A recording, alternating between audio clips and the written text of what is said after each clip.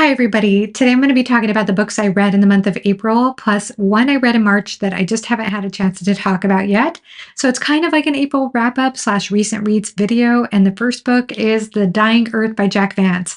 I did briefly talk about this in my one sentence reviews challenge video, if you watch that video, but I only talked about it in one sentence. But this particular book by Jack Vance is book one in Tales of a Dying Earth.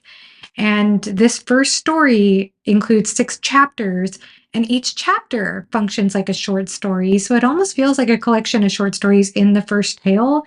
But this takes place in the future when Earth is dying, the sun is dimming, and this is casting an eerie yet beautiful, ethereal, pink blue light everywhere. And I would say that each of the stories includes a character who is searching for either wisdom and knowledge or beauty. And you can't help but question the futility of that search when Earth is dying. There are also some critical examinations of humankind with religious fanaticism, what happens when humans refuse to learn and grow, and bigotry, othering, many critical themes about humankind in a very rich, imaginative setting. And this is where the book shines. There is so much interesting description. There are temples and pillars and buildings that are crumbling, and weird creatures like humanoids and demons, grotesque creatures, little twick men, which are these little green men who fly on dragonflies. And yet we also have flying cars. So it has a sci fantasy element to it, as this is in the future. And I would say that the prose is, it manages to be rich yet economical. I feel like Jack Vance is very specific about proximity and setting. So I felt like I had to read very carefully to take in all the detail. At the same time, as this is, like I said, economical, it comes at a cost. It comes at a cost to the storytelling. So when characters say they're going to go and do something, the next page or paragraph, they are there, they are doing the thing. There is essentially no buildup. Things just happen, and you just roll with things happening, and the characters are very flat. I read one review on Goodreads that described the characters as watching a puppet show, that this is essentially like sitting back and enjoying a puppet show. And that's what it felt like. It felt like the characters were really vehicles or puppets for delivering the rich world building and the thematic exploration of a dying world. And so if you are okay with that, I would say give it a try.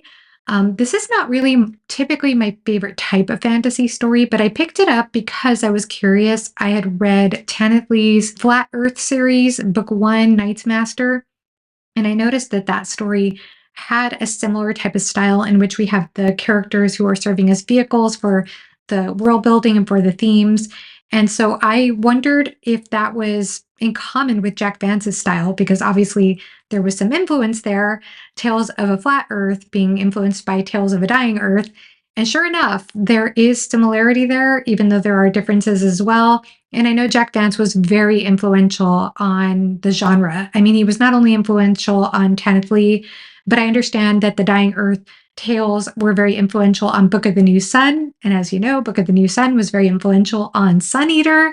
And I know that the Dying Earth idea is prominent in fantasy. I believe Mark Lawrence wrote a series, the Red Sister book has a Dying Earth or something similar. It wasn't my favorite type of fantasy, but I found a lot to appreciate in his rich, imaginative prose and world. And again, I think that this is worthwhile, especially if you want to read something influential in the genre. The next book I have to talk about is Snow Crash by Neal Stephenson. And what's surreal about Snow Crash for me is that minutes before I picked up this book, I was in the virtual world. My husband had me put on his MetaQuest 3 VR set. He was showing me a puzzle in the VR world, and then I took it off. I picked up Snow Crash, totally forgetting that this is the book that coined the term metaverse. So we have a virtual reality world in the story, and I found that very interesting. And this story takes place in the 21st century. It was written in 1992, so it was future for the time it was written. In this near distant future, we are in LA. The federal government exists, but it doesn't seem to have as much power as it has now. We have the mafia, the American mafia, which has a lot of power, as well as Mr. Lee's Greater Hong Kong and other forces at work.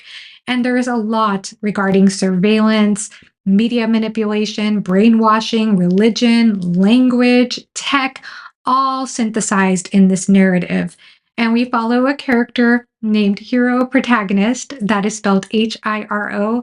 And the first part of this book is so gripping as Hero is on this mafia pizza delivery service race and he intersects the skater girl YT, yours truly. And I found the beginning of this story so compelling. In the first, I would say, quarter of the book, I was thinking this would be a new favorite for me because I was so fascinated by the style of writing, the snarky humor, and the characters. I found Hero Protagonist a really interesting protagonist, not just because of the name, but also because he's an army brat. He's mixed race. He's half Korean and half Black.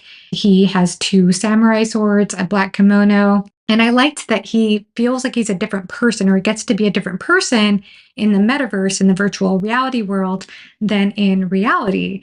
And also, our character YT, yours truly, is an interesting female character when you learn about her background as that unfolds in the story. There's also a character who's introduced in the beginning of the book named Juanita, a Mexican woman. And I found her very interesting, full of surprises. And I felt that was an interesting aspect of this story, how the characters were introduced. And then you learn more and more about them, and they are not what you would expect. So I was very interested in the first part of this book. And I think that this book does a great job of delivering so many concepts and combining them, and also offering a lot of action, a lot of imagery, and obviously having some interesting insight into this idea of a virtual reality world. That said, the middle section of the book includes a lot of info dumping through dialogue. There's a lot of dialogue between our character Hero Protagonist and what is essentially an AI librarian called the Librarian. And you get a lot of background about this virus, and Snow Crash is a virus, and you learn about it through this dialogue and about the different religious eras and about language and this analogy between hardware and software and language affecting the brain, and a lot of things happening. A lot of politics in the story as well. It's quite zany, it's quite interesting.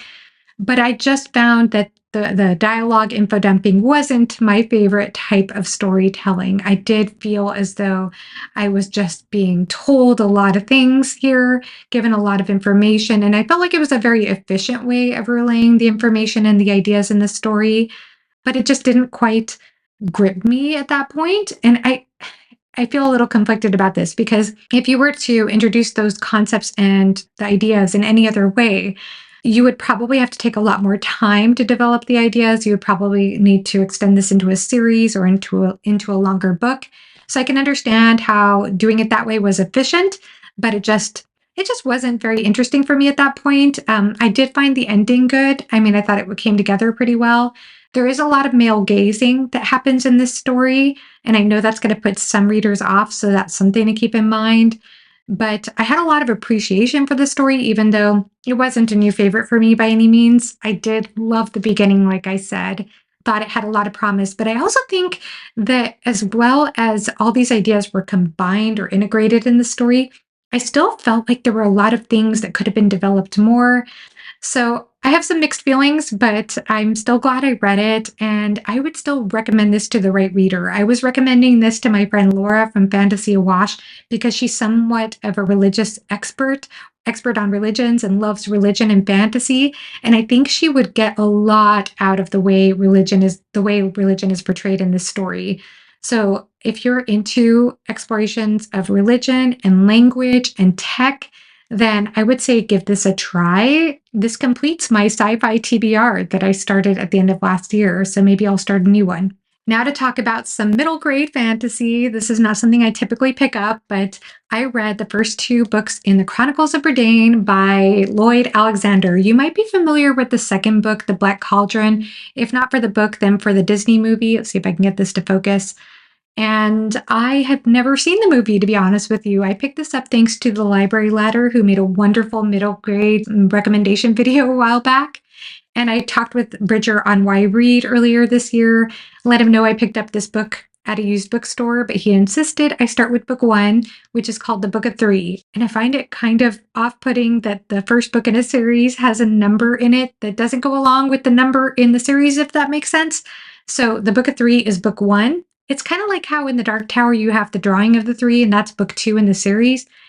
Anyhow, the Book of Three is a very good introductory book in the series. You learn about our main character, Taran, who is an assistant pig keeper. And I love how that constantly gets brought up in this series, how he's an assistant pig keeper and he wants to be a hero. But he's brought up by this enchanter and this old soldier in this little village. And things go awry when our villain character, this horned king, lurks nearby. Henwin the pig, who is an oracular pig, runs off into the forbidden forest, and Taran runs after the pig. He needs to go and save the pig. It's very episodic in that Taran goes on this journey. He gets introduced to various characters, including a princess character, and I really enjoyed her character. She was a lot of fun. I loved the banter between the princess and Taran, and a dwarf named Dolly, a hairy humanoid creature named Gurgi who talks in third person and kind of gave me Gollum vibes because of that, as well as Dolby from Harry Potter. There was something about that characterization that reminded me of those characters. And then there's also a bard who was a former king. So we get our found family together in the first book, go on this journey to find the pig, learn about the world, learn about the magical items in this world. And then book two, I felt really took off from there. The Black Cauldron deals with this magical cauldron, which our villain uses to put slain bodies of the dead and raise an army of the dead. It's pretty dark in that way for a middle grade book, I would say. And this book does not shy away from death. I was actually very impressed with that.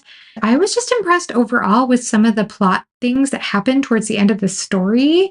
We do get a couple of other characters in the story. We also get three witches, which reminds me of Shakespeare's Macbeth, of course. I really enjoyed this one quite a bit more than the first book, to be honest. It does have very heavy messaging, but I find that that's pretty much what you're going to get with the middle grade fantasy. So it didn't bother me personally, but if that bothers you, just be warned. And it's Welsh inspired. I thought that the prose was very good for a middle grade fantasy story. I'm glad I spent some time with this. I might return to it and finish off the series at some point. I'm in no rush. But I mean, I thought it was pretty good for a good palate cleanser. Now for a short work of fiction that was recommended to me from a wonderful comment from Veronique, and that is The Housekeeper and the Professor.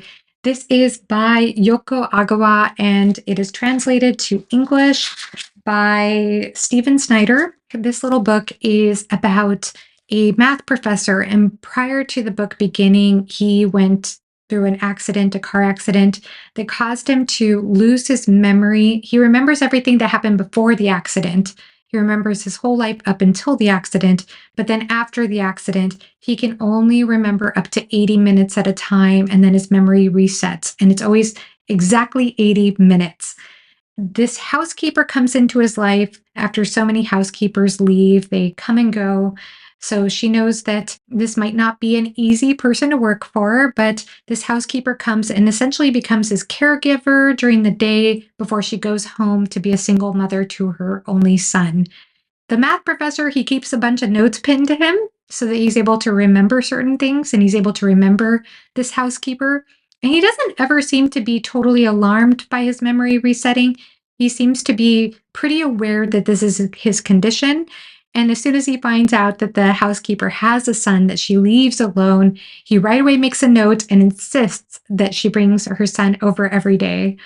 So the housekeeper and her son end up becoming very bonded to this math professor, and they learn to fall in love with math and numbers. He talks about prime numbers quite a bit. You get a lot of flowery passages about the numbers being the language of God and the universe, and there's a lot of about baseball in the story as well, because baseball relies heavily on statistics, and of course that's numeric. This does deal quite a bit with memory and connection, and I think this was such a good recommendation for my reading taste.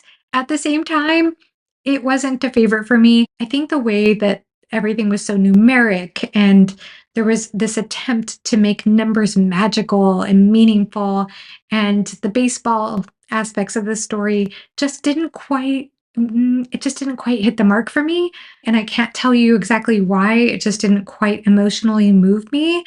But what's funny is I just made friends with the math professor who does his research in prime numbers. So maybe I'll ask him if he's read it or if he's interested. And I greatly appreciate the recommendation because usually I am all about Japanese slice of life stories. For example, I loved the book Before the Coffee Gets Cold. And that also deals with memory. It's a little bit of a time travel story. And for some reason, I loved that book. And I just didn't quite connect to this one. I can't really put my finger on it. But if it sounds like something you would enjoy, then it's a very short book, so it might be worth your time to check it out. Now for another book that deals with memory, but in a very different way, and that is Tigana by Guy Gavriel Kay. Now, unlike The Housekeeper and the Professor, which deals with memory in a very intimate way, this deals with memory in a very broad, far reaching way. It's still personal, but we're dealing with the memory of an entire kingdom. The kingdom of Tigana has been magically altered so that no one in this whole entire peninsula remembers Tigana except those who are from Tigana.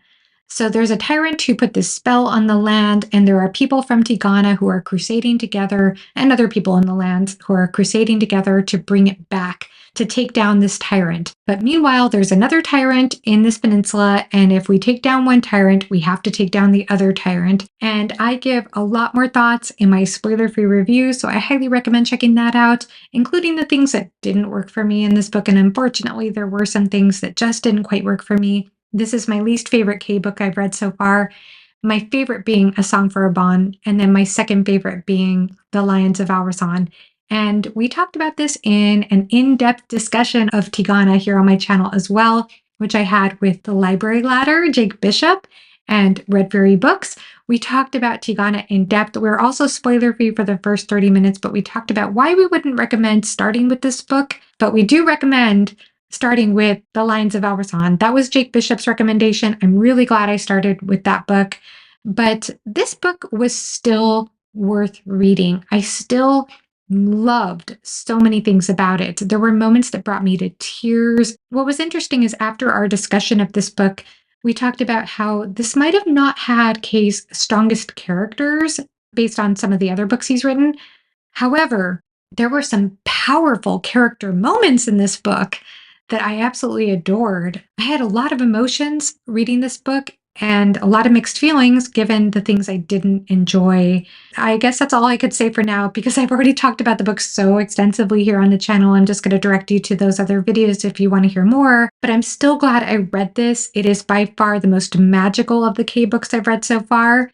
And Kay is quickly becoming one of my favorite authors of all time. I cannot wait to read more by him.